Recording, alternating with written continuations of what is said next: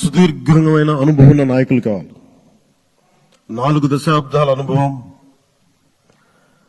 అభివృద్ధి మీద అపారమైన అవగాహన, పెట్టుబడులు తెచ్చే సమర్థత, ప్రతిభ. విదేశాల్లో ఉండే నాయకుల్ని మలేషియా దగ్గర నుంచి, సింగపూర్ దగ్గర నుంచి, యూరోప్ అమెరికా నుంచి ఆ దేశాల అధ్యక్షుల్ని తెలుగు రాష్ట్రాల వైపు దృష్టి మళ్లించేంత శక్తి సమర్థత ఉన్న శ్రీ నారా చంద్రబాబు నాయుడు గారికి ఆయన నాయకత్వం చాలా అవసరం,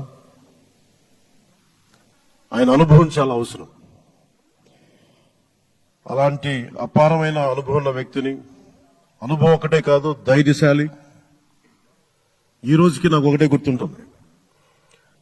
మన తాడేపల్లిగూడెం సభలో చెప్పాను, చాలా క్లేమోర్ మైన్స్ పేలిపోతే, జీప్ ఎగిరిపోయి కింద పడితే చొక్కా దులుపుకొని ఆయన మళ్లీ వచ్చి రాజకీయం చేసిన వ్యక్తి.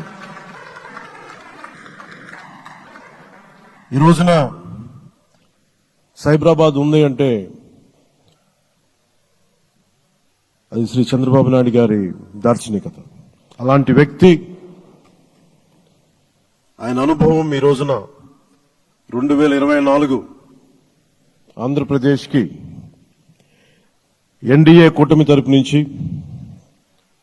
ముఖ్యమంత్రి అభ్యర్థిగా శ్రీ నారా చంద్రబాబు నాయుడు గారి పేరుని జనసేన పార్టీ పక్షాన నుంచి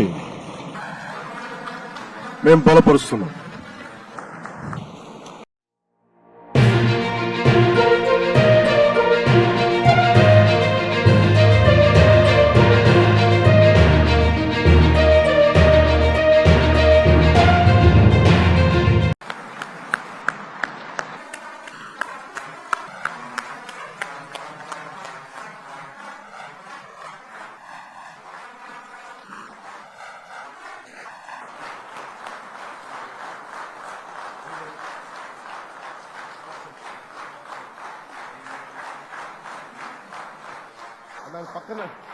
ఇది నేను ఆయన పక్కన పెట్టుకుని చెప్పాలి.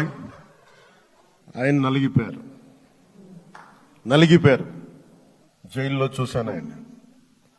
పాపం భువనేశ్వర్ గారి బాధను చూశాను. నేను అనుకున్నాను, అమ్మ మీరు కన్నీళ్లు పెట్టకండి, మంచి రోజులు వస్తాయని చెప్పిన మంచి రోజులు వచ్చినాయి.